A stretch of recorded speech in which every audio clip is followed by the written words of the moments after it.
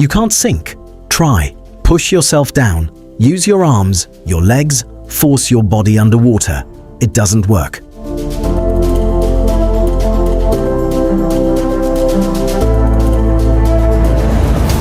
The water pushes back, lifts you, like invisible hands holding you up. You float, effortlessly, horizontally, like lying on air.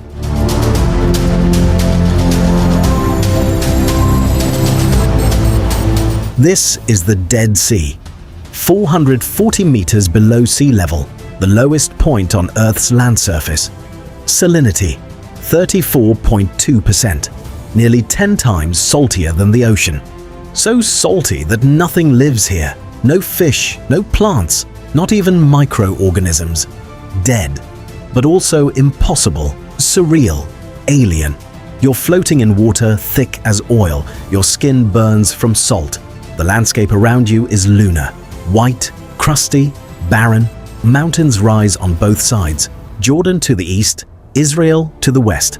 And 100 kilometers north, through desert, through history, through millennia, lies Jerusalem, the holiest city on earth, where billions pray toward, where 3 religions converge, where 4,000 years of civilization are stacked in layers beneath your feet. This is the journey. From the lowest point on earth to the holiest city, from minus 440 meters to the sacred, from death to faith, 100 kilometers, 880 vertical meters, 5,000 years of human history. Welcome to Israel and Palestine. Stand at the shore. The water is milky blue, not clear, thick with minerals. Salt crystals coat rocks.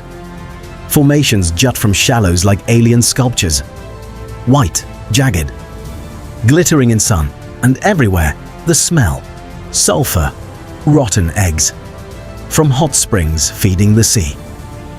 The Dead Sea sits in the Jordan Rift Valley, a tectonic crack where the African plate and Arabian plate are pulling apart. The land dropped over millions of years, creating a basin. Water flowed in, from the Jordan River, from rainfall, from springs. But it couldn't flow out, no outlet, landlocked, so it evaporated, leaving salt, minerals, concentrating them. Today, 7 million tons of water evaporate daily, leaving everything behind. The result? 34.2% salinity, 342 grams of salt per kilogram of water. The ocean? 3.5%. The Dead Sea is nearly 10 times saltier. That creates buoyancy. Density 1.24 kilograms per liter. Your body? 1.01 kilograms per liter.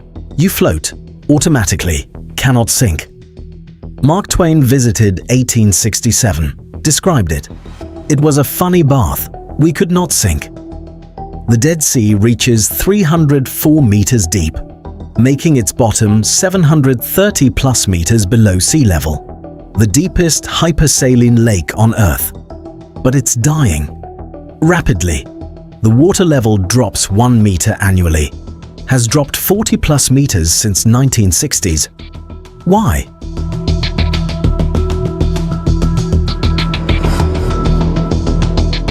The Jordan River, once feeding 1 billion cubic meters annually, now provides less than 100 million. Israel and Jordan divert water for agriculture, drinking, cities, and mineral extraction. Potash, salt, magnesium. Industrial operations evaporate massive quantities. The southern basin is already dry. Artificial evaporation ponds for mining. The northern basin shrinks. Shorelines recede, exposing bedrock and sinkholes, thousands, forming as underground salt layers dissolve. Entire beaches collapse, roads crack, buildings threatened. At current rate, scientists estimate 500 years until complete desiccation. But feedback mechanisms, increased salinity slowing evaporation, may prevent total loss. Still, the Dead Sea as we know it, disappearing. The lowest point on Earth is going lower, shrinking, dying, leaving behind salt, memories, and questions about whether humans can save what they've destroyed. West of the Dead Sea, rising 400 meters above desert. A plateau, flat-topped, isolated, sheer cliffs on all sides.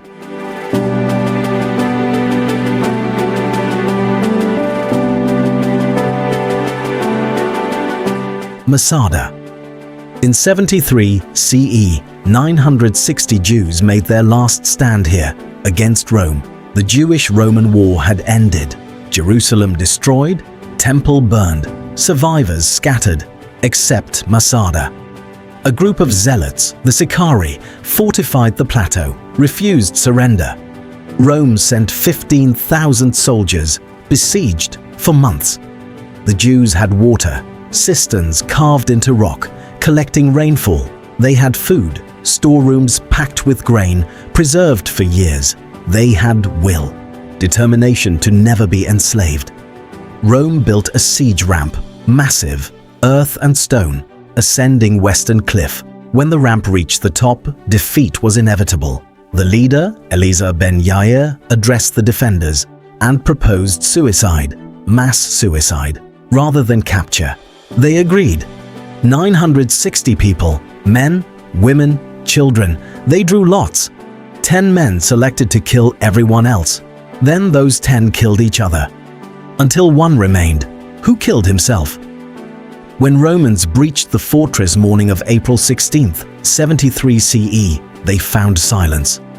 Bodies everywhere, but no survivors, except 2 women and 5 children who hid. They told the story, Rome had won. But the Jews denied them victory. Today, Masada is a symbol. Israeli soldiers take oath here. Masada shall not fall again. The ruins remain. Herod's palaces, luxurious, frescoed walls, mosaic floors, Roman baths, built decades earlier when Masada was a royal retreat, not a fortress. Herod the Great constructed 3 terraced palaces on the northern cliff, hanging over the precipice, with stunning views of Dead Sea. The engineering is extraordinary. Water channels, storage rooms, defensive walls, all on a plateau accessed only by narrow paths. The Snake Path. Ascending eastern cliff, switchbacks, brutal in desert heat. Or the cable car, modern, quick, but lacking drama.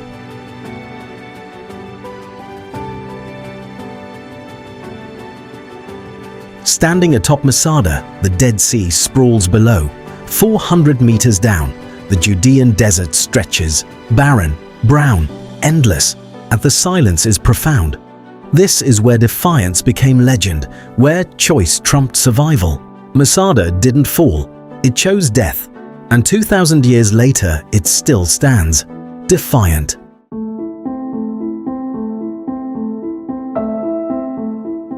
Between Masada and the Dead Sea, hidden in canyon, Ein Gedi, an oasis, waterfalls cascading, pools, lush vegetation in the middle of desert. The name means spring of the goat. After ibex, desert goats living here, and they're everywhere. Dozens, hundreds, nimble, fearless, approaching hikers, begging for food. Their curved horns majestic, bodies adapted to extreme heat. Rocky terrain. Ein Gedi has 4 springs, year-round, fed by underground aquifer.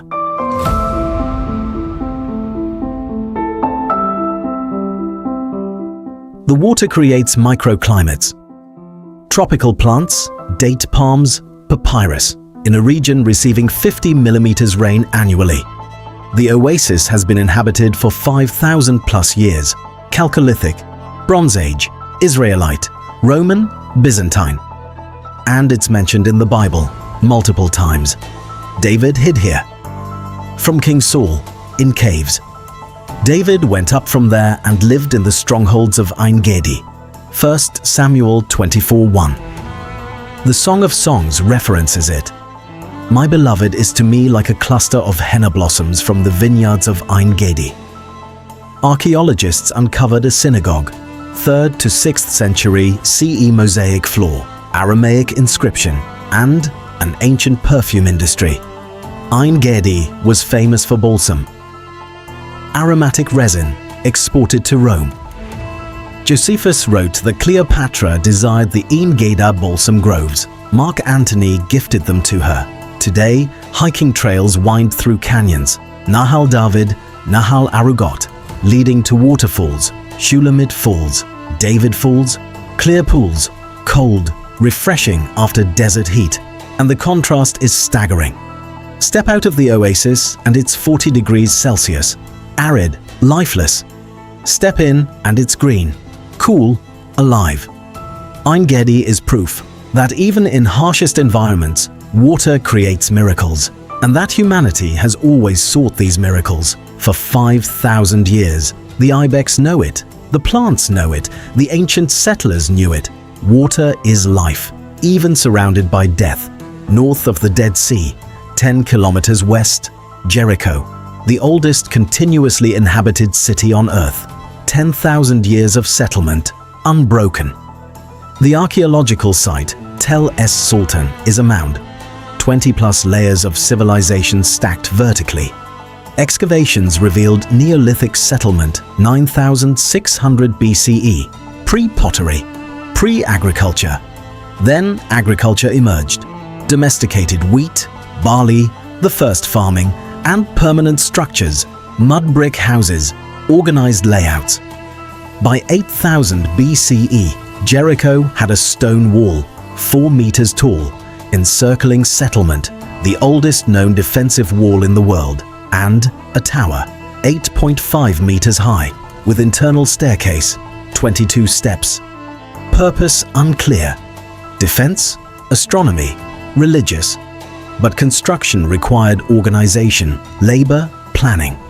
This wasn't a village, this was a city. Population estimated 2,000 to 3,000, massive for the Neolithic.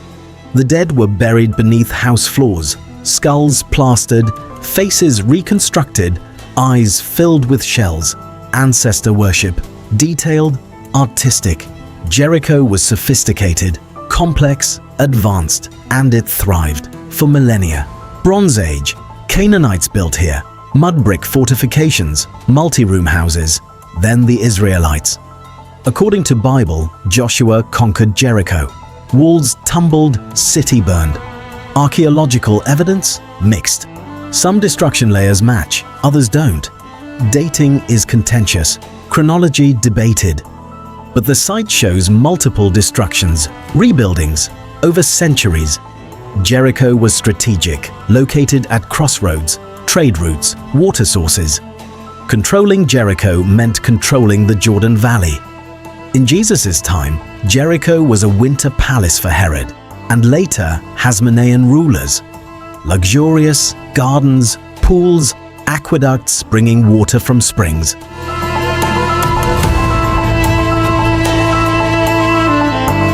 Today, Jericho is a Palestinian city, 20,000 residents, located in West Bank, hot, humid, lush compared to surrounding desert. Date palms everywhere, citrus groves, bananas growing. The lowest city on Earth, minus 258 meters below sea level, and the oldest. Walking through Tel Es Sultan, you're standing on 10,000 years. Every step is history. Compacted, stratified, buried. Beneath your feet, Neolithic farmers, Bronze Age Canaanites, Israelite conquerors, Roman soldiers, Byzantine Christians, Islamic caliphates, all lived here, built, died, left traces. Jericho is proof that humans have always sought the same things: water, fertile land, shelter, and that location matters. For 10,000 years, still today, from Jericho to Jerusalem, 35 kilometers, but 1,200 meters vertical climb, from minus 258 meters to plus 760 meters elevation. The road ascends Judean desert, barren, rocky, treeless. Bedouin camps scattered, goats grazing on scrub, and monasteries clinging to cliffs. St. George's Monastery, built 420 CE, into canyon wall, Greek Orthodox, still inhabited by monks, accessed by narrow path, descending Wadi Kelt. The monastery is surreal, blue domes, white walls surrounded by rock. Inside, icons, frescoes, skulls of martyred monks displayed. The monks live simply, prayer, fasting, solitude, as they have for 1,600 years. This is the Desert Fathers tradition, early Christianity, asceticism, withdrawal from world, and it continues, in isolation, in silence. The road climbs higher, through checkpoint, entering West Bank, then Israeli-controlled areas. The division is visible. Barrier walls, fences, concrete, some sections 8 meters tall, separating communities. It's jarring, impossible to ignore. But the destination approaches. Jerusalem, first visible from distance, golden dome of rock, shining. The city sprawls, ancient and modern mixed. Stone buildings, countless. Uniform, Jerusalem stone, pale limestone. Mandated since British Mandate. All construction uses it, giving the city its signature golden glow, especially at sunset. The old city, walled, compact, heart of everything, 1 square kilometer, containing the holiest sites of 3 religions, and beneath it 4,000 years of history, layered, compressed, hidden. This is where the journey culminates. From the lowest point to the holiest city. From death to faith, from silence to prayer. Jerusalem. The old city is divided into 4 quarters. Muslim quarter, Christian quarter, Armenian quarter, Jewish quarter. Each has its identity, architecture, atmosphere, but they're intertwined, overlapping, inseparable. The Temple Mount dominates, a platform, 37 acres. To Jews, site of first and second temples, holiest place in Judaism. To Muslims, Haram al-Sharif, third holiest site in Islam, where Muhammad ascended to heaven. The Dome of the Rock sits atop, golden dome visible city-wide, built 691 CE Umayyad Caliphate. Over the foundation stone, the rock where Abraham prepared to sacrifice Isaac, where Muhammad ascended, sacred to both. The western wall, Kotel, runs along Temple Mount's western side, remnant of Second Temple's retaining wall, built by Herod, 19 BCE. Holiest accessible site for Jews. Prayer, 24/7, year-round, thousands visit daily. Insert prayers into wall cracks, written on paper. Bar mitzvahs, soldiers swearing oaths, pilgrims weeping. It's powerful, emotional, tangible connection to ancient past. Nearby, Church of the Holy Sepulchre, site of Jesus' crucifixion, burial, resurrection, according to Christian tradition. Built 335 CE. Helena, Constantine's mother, identified the site. Inside, Golgotha, the rock where cross stood. Pilgrims touch it, kiss it. The tomb, Edicule, small chapel over burial site. Multiple Christian denominations share custody. Greek Orthodox, Catholic, Armenian, Coptic, Ethiopian, Syrian Orthodox. Status quo agreement from Ottoman era defines who controls what, down to the centimeter. The exact hours of access, who cleans which step. It's complicated, but it works, mostly. The architecture is a palimpsest, layers upon layers. Crusader stonework, Byzantine mosaics, Ottoman renovations, modern restorations. Walking Jerusalem's streets, every stone has history. The Via Dolorosa, Jesus' path carrying cross, 14 stations marked. Pilgrims walk it, stop at each, pray. The Cardo, ancient Roman street, excavated, restored. Now shops and galleries, pillars, mosaics, visible beneath modern city. And tunnels, everywhere, beneath old city.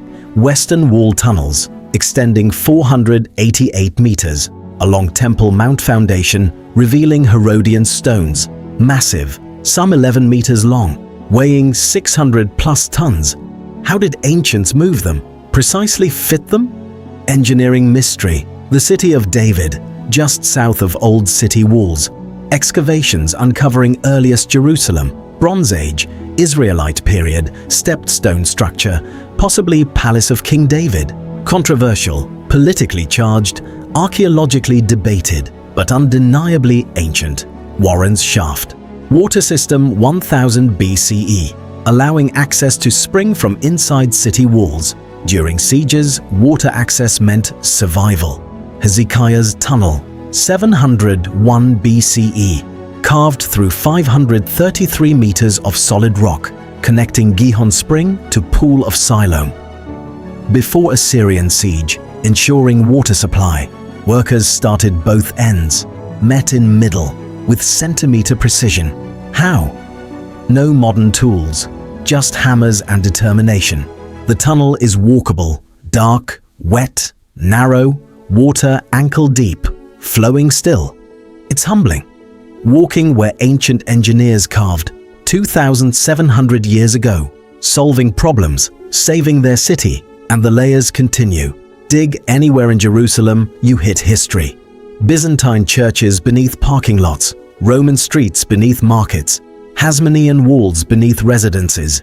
It's stratigraphic chaos, archaeologically thrilling, politically explosive, because every layer claims the city, for different peoples, different faiths, and modern Jerusalem reflects that.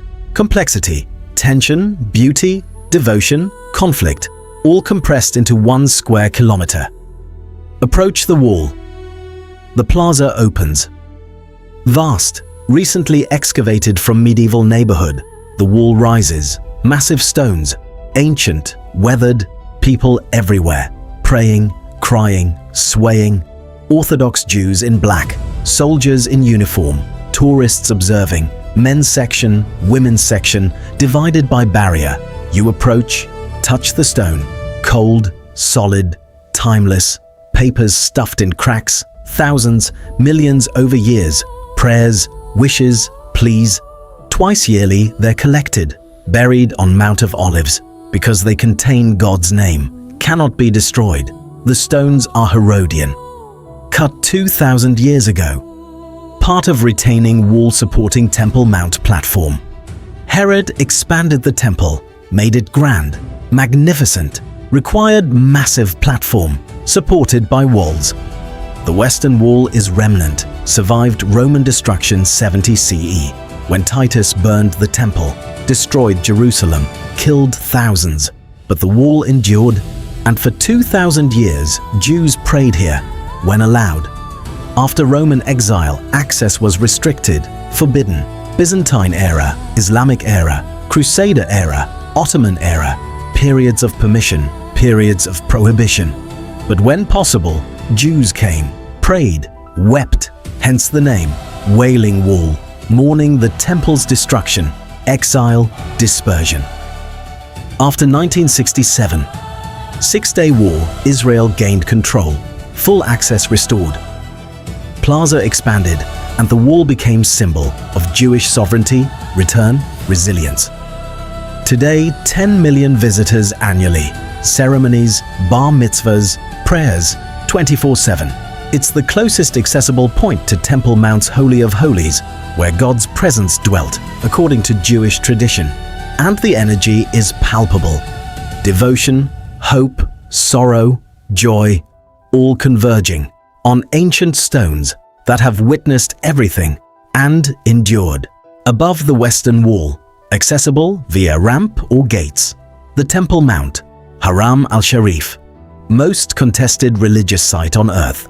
To Jews, holiest place, site of first temple, Solomon, 10th century BCE, and second temple, destroyed 70 CE. Ark of Covenant housed here, Holy of Holies, divine presence, forbidden to enter now, too sacred. Exact location of Holy of Holies unknown. Orthodox Jews won't set foot on Mount, risk of stepping on sacred ground. To Muslims, third holiest site. After Mecca and Medina, Al-Aqsa Mosque, Dome of Rock, where Muhammad ascended to heaven. Night journey, Isra and Miraj, managed by Jordanian Waqf. Islamic Trust. Since Ottoman times, non-Muslims allowed to visit but cannot pray. Strict rules. Jews can enter but cannot pray. Prohibited by Israeli law and Waqf agreement. It's sensitive, explosive, politically charged, Any change to status quo risks violence.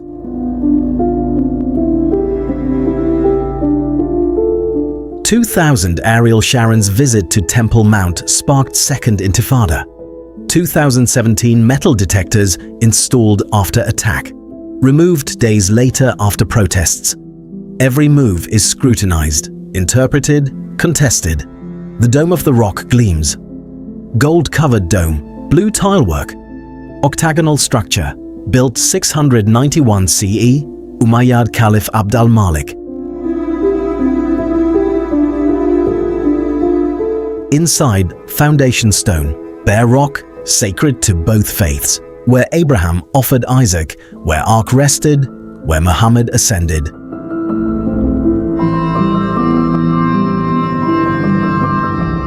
Underneath, cave, well of souls, where spirits of dead pray.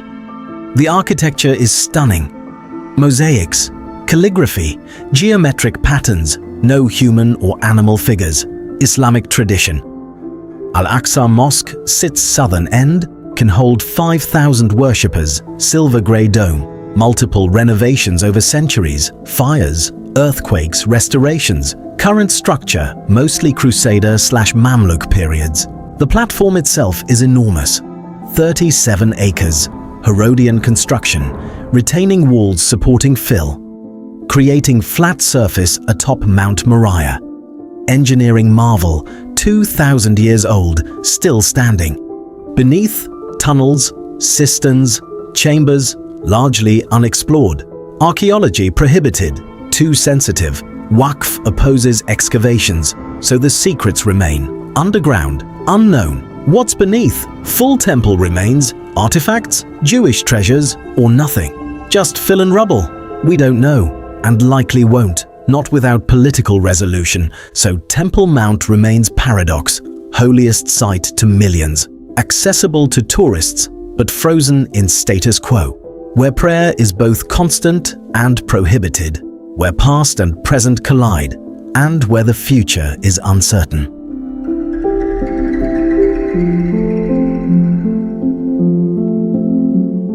"8 kilometers south of Jerusalem, into West Bank. Bethlehem. Population 30,000, majority Christian Palestinian, and site of Jesus' birth, according to Christian tradition. Church of the Nativity, built 339 CE, over the grotto where Mary gave birth. In manger. The church is ancient, one of oldest continually operating churches. UNESCO World Heritage Site, shared by multiple denominations, Greek Orthodox, Armenian, Catholic. Like Holy Sepulchre. Status quo arrangement.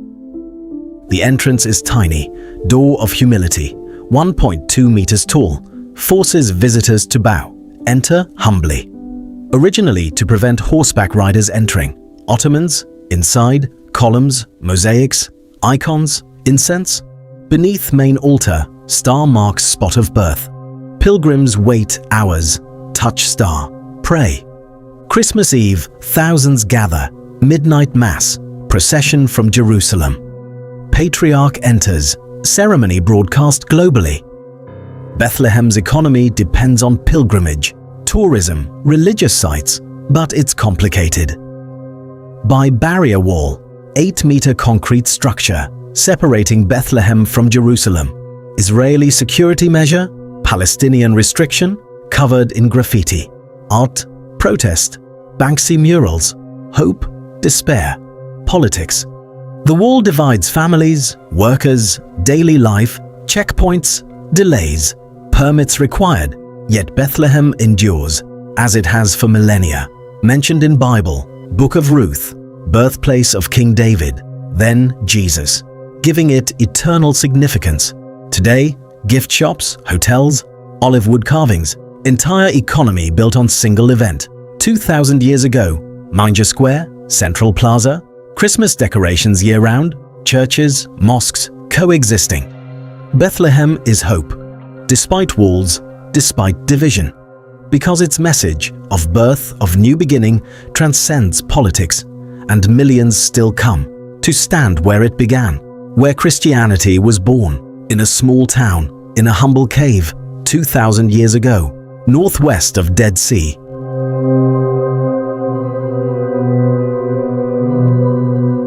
"20 kilometers from Jerusalem.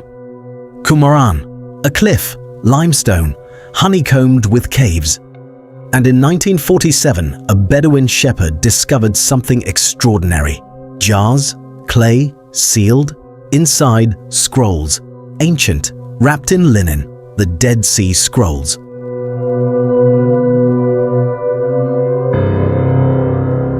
Over next decade, 900 plus manuscripts found in 11 caves dating 3rd century BCE to 1st century CE. The oldest known copies of Hebrew Bible by 1,000 years, and other texts, community rules, hymns, commentaries, apocalyptic writings. Who wrote them? Essenes, ascetic Jewish sect living at Qumran, 2nd century BCE to 68 CE, a community, monastic, devoted to purity, study, prayer. They copied scriptures, meticulously preserved them. When Rome approached 68 CE, they hid scrolls in caves, then fled or were killed. The scrolls remained hidden for 1,900 years until a shepherd threw rock, heard pottery break, investigated, and changed biblical scholarship forever.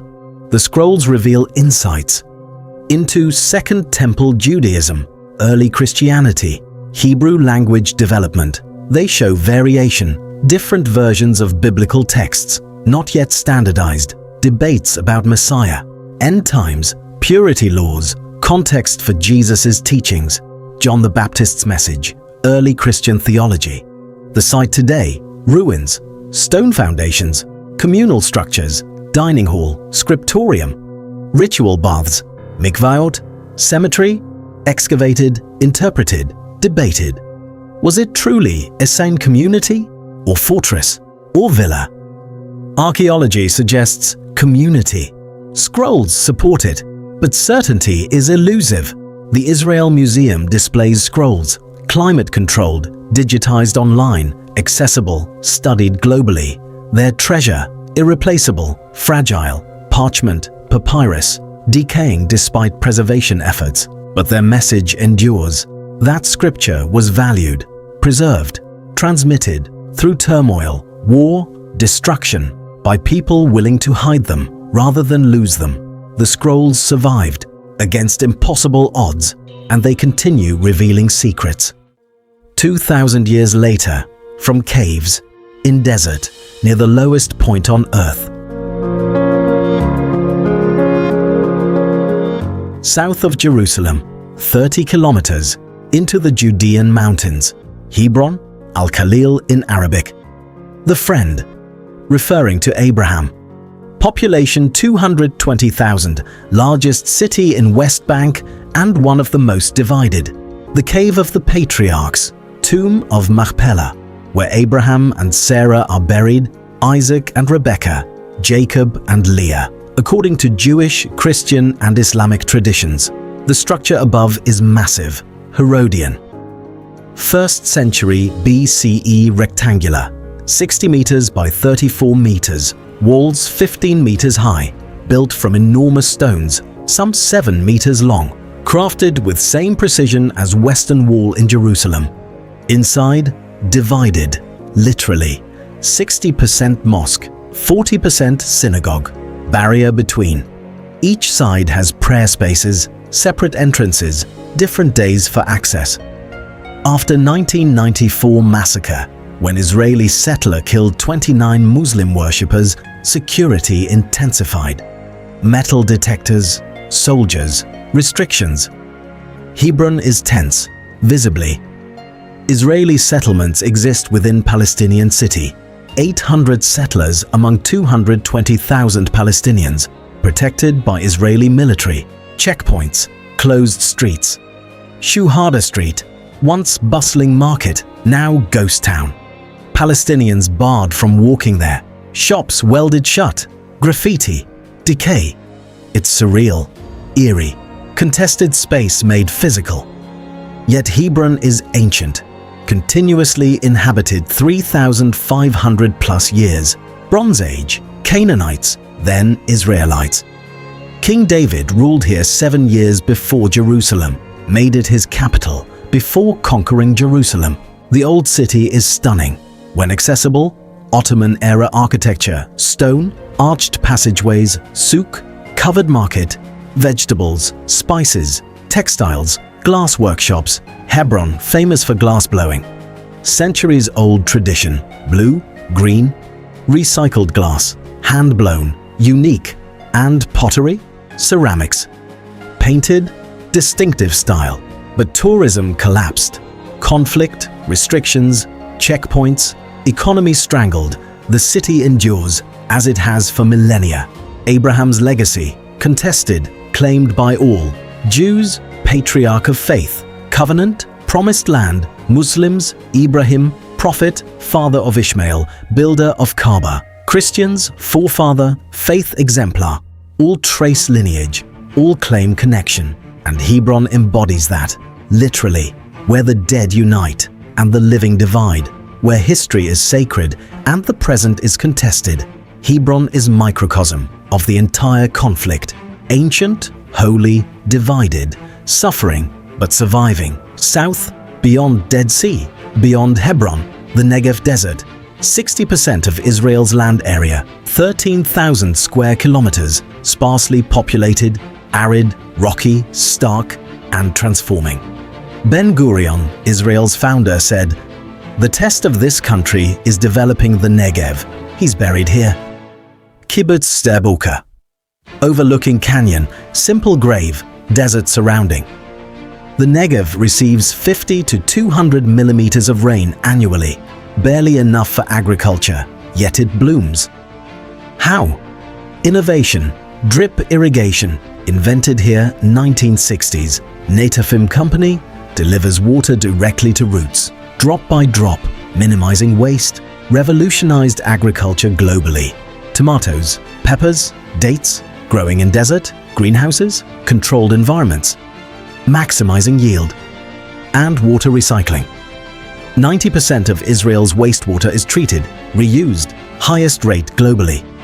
This water irrigates Negev, enabling farming where none should exist. The landscape is dramatic. Ramon Crater, Maktesh Ramon, 40 kilometers long, 10 kilometers wide, 500 meters deep. Erosion cirque, not impact crater, formed over millions of years. Geological marvel. Hiking trails descend, revealing rock layers, fossils, colors, red, white, black, purple, striped, like painted desert. Bedouin communities scattered. Traditional, semi-nomadic, though increasingly settled. Government pressure, modernization, living in tents, herding goats, maintaining customs. But land disputes, legal battles, recognition issues, many villages unrecognized, lacking services, utilities, demolition orders, contested ownership, another layer of complexity. In divided land, yet the Negev offers space, potential, solar farms, massive, covering hillsides, generating renewable energy, sunshine abundant, tech companies relocating, Beer Sheva, cyber capital, universities, research centers, startups, developing agriculture tech, water solutions, defense systems, exporting globally. The Negev is frontier, past and future, ancient trade routes, Nabatean cities, Avdat, Shifta, UNESCO sites, ruins, cisterns, churches, showing desert civilizations thrived when managed well, and modern Israel following. Learning, innovating, turning limitation, water scarcity, desert climate into advantage through ingenuity, technology, determination. Ben-Gurion was right. The Negev is test of survival, adaptation, vision, and the test continues.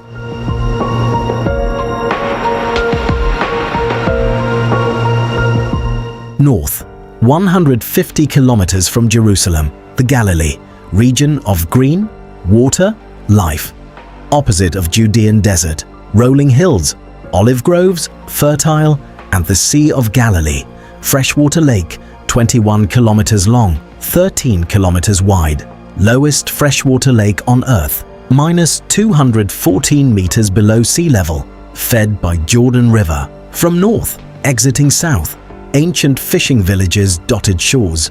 2,000 years ago, Capernaum, Bethsaida, Gennesaret, where Jesus conducted ministry, taught, performed miracles, called disciples, Peter, Andrew, James, John, all fishermen here, walked on water, calmed storm, multiplied fish and loaves, sites marked today, churches, mosaics, excavations, Church of Multiplication, Tabgha, 4th century mosaic, loaves and fish, Mount of Beatitudes, Sermon on Mount, blessed are the poor in spirit, Capernaum Synagogue, limestone, built atop 1st century basalt synagogue, where Jesus taught, healed, challenged authorities, Peter's house, excavated, Byzantine church built over it, octagonal, now modern church, suspended, glass floor viewing ruins below, layers visible, 1st century, Byzantine, Crusader, modern, archaeology and faith intersecting. The lake itself is stunning, surrounded by mountains, Golan Heights east, rising 400 meters, Galilee Mountains west, Nazareth, Cana, hillside villages, water level fluctuates, drought years drop meters, Israel's primary freshwater reservoir, 20% of supply, critical, managed carefully, fishing boats still operate, commercial, tourist, ancient boat discovered 1986, during drought, exposed in mud, carbon dated 1st century BCE to CE, Jesus boat, now displayed museum, wood preserved, restored, evidence of Galilee's fishing culture, type used by disciples, by Jesus, crossing lake, it's tangible, connection to New Testament events. The region is contested, historically, Roman, Byzantine, Islamic, Crusader, Ottoman, British, now Israeli. Populations shifted, but sites remained sacred. Nazareth, Jesus' childhood home, now Arab-Israeli city. 77,000 residents, majority Muslim, significant Christian minority. Basilica of Annunciation, modern. Built 1969, over grotto where Angel Gabriel appeared to Mary, announcing Jesus' coming birth. Multiple churches, Orthodox, Catholic, Maronite, and mosques, coexisting, mostly peacefully. Nazareth is unique, Arab city inside Israel, full citizens, voting rights, Arabic official language, but inequality persists. Budget allocations, services, opportunities, tension simmers, not violent, but present. Tiberias, on lake shore, mixed Jewish-Arab city, hot springs, tourism, history, named for Roman Emperor Tiberius, founded 20 CE, one of Judaism's 4 holy cities, along with Jerusalem, Hebron, Safed, tombs of sages, Maimonides, Rabbi Akiva, Rabbi Meir, pilgrimage sites, study centers, yeshivas, and Christian sites, churches, baptism locations, the Jordan River, just south of Lake, where Jesus was baptized by John the Baptist. Today, Qasr El Yahud, baptism site, thousands baptized annually, white robes, immersion, renewal, pilgrims worldwide, following footsteps, reenacting pivotal moment of faith, of beginning. The Galilee is hope, renewal, beginnings, where carpenter became teacher, fishermen became apostles, where a movement started. That changed world 2,000 years ago, on shores of freshwater lake, below sea level, in fertile land, surrounded by desert. And today, that tension remains, fertility and scarcity, water and thirst, life and desert. The Galilee thrives, but precariously, dependent on rainfall, management, cooperation, like everything in this land. Israel and Palestine face challenges: existential, water scarcity, climate change, political division. The Jordan River is dying, 90% of flow diverted. Agriculture, cities, once mighty river, mentioned Bible 175 times, where Joshua crossed, where Elijah ascended, where Jesus baptized, now trickle, in places. Historically flowed 1.3 billion cubic meters annually. Now, 200 million, maybe. Syria, Jordan, Israel, all divert. Upstream dams, irrigation, urban use. The river can't sustain it. Pollution worsens. Agricultural runoff, sewage, salinity increasing, fish dying, ecosystem collapsing, Dead Sea shrinking 1 meter annually. Sinkholes forming, over 6,000 documented, some swallowing roads, buildings, beaches once popular now dangerous. Unstable ground, the sea has shrunk 35% since 1960s, level dropped 40 plus meters, southern basin completely dry, industrial evaporation ponds. At current rate, estimates suggest several hundred years until complete desiccation. But feedback mechanisms, increased salinity slowing evaporation, may stabilize or not. Uncertainty remains. Solutions proposed: Red Sea Dead Sea Canal, pumping water 180 kilometers, uphill, desalinating, generating power, refilling Dead Sea. Cost $10+ billion, engineering massive, politics complex. Jordan and Israel must cooperate, share water, manage resources, environmental concerns, mixing waters, ecological impact, algae blooms, color changes, feasibility studies, debates, delays. Meanwhile, the sea shrinks. Climate change accelerates problems, temperatures rising, rainfall decreasing, droughts intensifying. Models project 20 to 30% rainfall reduction by 2050. Aquifers overdrawn, groundwater levels dropping, desalination increasing. 5 major plants, 80% of drinking water, energy intensive, expensive, but necessary. Israel leads globally. Technology, efficiency, but cost is high. Palestinians have less access, fewer resources, restricted development. West Bank, 70 liters per person per day, below WHO minimum, 100 liters. Israeli citizens, 240 liters per person per day. Disparity breeds resentment, conflict over resource. Water is survival, not luxury, and cooperation is essential, but difficult. The barrier wall divides, physically, psychologically, over 700 kilometers. Concrete, fences, checkpoints, Israel, security, preventing attacks, terrorism, Palestinians, imprisonment, land confiscation, separation from fields, families, both true, depending on perspective. The wall separates, but doesn't resolve. Violence decreased, attacks reduced, Israeli argument validated, but grievances increased, movement restricted, Palestinian argument strengthened, and Jerusalem remains flashpoint. Final status issue: who controls what? Access, sovereignty, East Jerusalem, West Jerusalem, Old City. Negotiations stalled, decades, solutions elusive. Two-state solution? Dead, dormant. One state? Unimaginable for most. Status quo continues, unsustainable but persistent.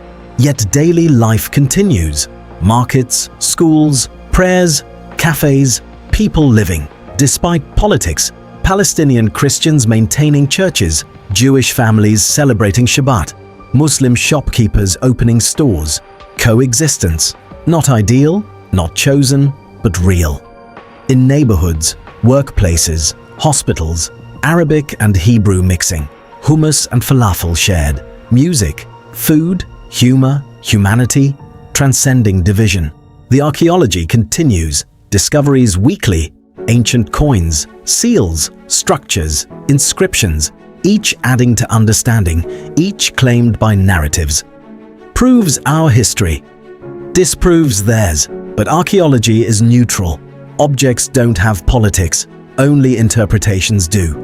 Technology advances, ground-penetrating radar, drones, 3D scanning, revealing what's beneath, without destructive digging, preserving, documenting, sharing. Though access remains contested, who excavates where? Who controls artifacts? Politics infiltrating science. As always, the land itself is testimony, to 10,000 years of human presence, building, destroying, rebuilding, Canaanites, Israelites, Babylonians, Persians, Greeks, Romans, Byzantines, Arabs, Crusaders, Mamluks, Ottomans, British, all left traces, all claimed the land, and still today claims persist. What's certain? The land is shared, by necessity if not choice. Water doesn't respect borders, aquifers cross boundaries, pollution affects everyone, climate change impacts all. Cooperation isn't idealism, it's survival. The Dead Sea can be saved, but only together. Jordan River can flow again, but only with agreement. Jerusalem can be peaceful, but only with compromise. Will it happen? Unknown. But the alternative, continued conflict, environmental collapse, mutual destruction, is untenable. So hope remains, fragile, contested, but real. Grassroots initiatives, joint environmental projects, water cooperation agreements, Israeli and Palestinian scientists collaborating, sharing data, resources, not headline news, not political victories, but practical, necessary, happening. Because the land demands it, drought doesn't discriminate, aquifer depletion affects all, either cooperate or perish. Slowly, but surely. And perhaps, crisis forces innovation, as it has before, in this land, where scarcity bred ingenuity, where limitation inspired solution, drip irrigation, desalination, water recycling, born from necessity, exported globally. Perhaps coexistence follows same path, not from ideology, but survival. Not because wanted, but because required. History suggests it's possible. After Romans, after Crusaders, after centuries of conflict, communities rebuilt, coexisted, thrived until next conflict. The cycle repeats, but each time memory persists of what was, what could be.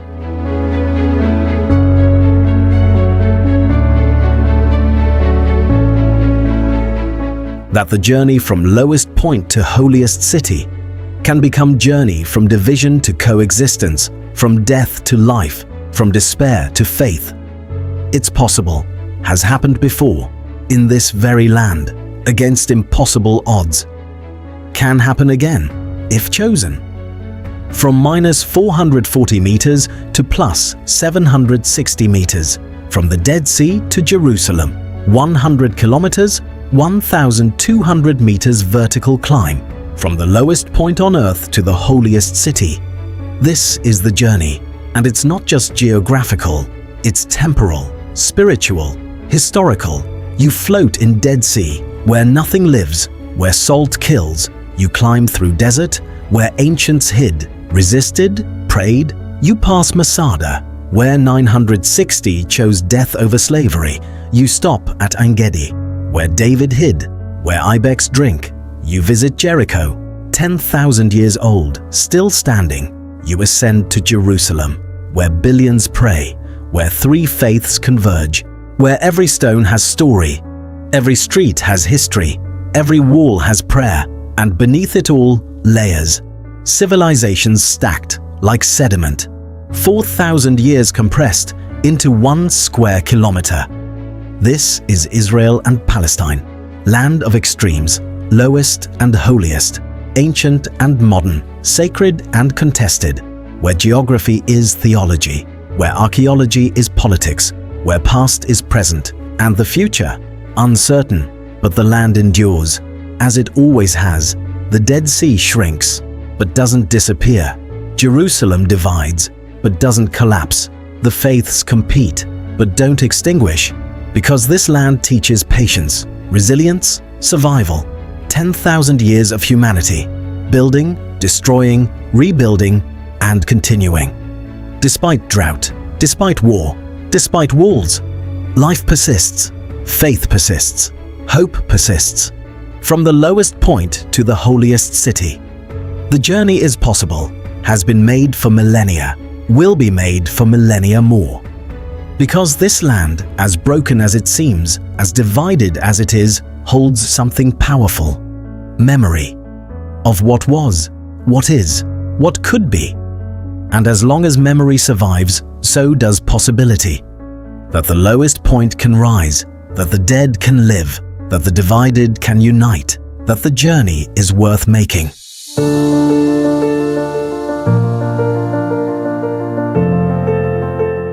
From the Dead Sea to Jerusalem, from death to faith, from the lowest to the holiest, the journey of Israel and Palestine.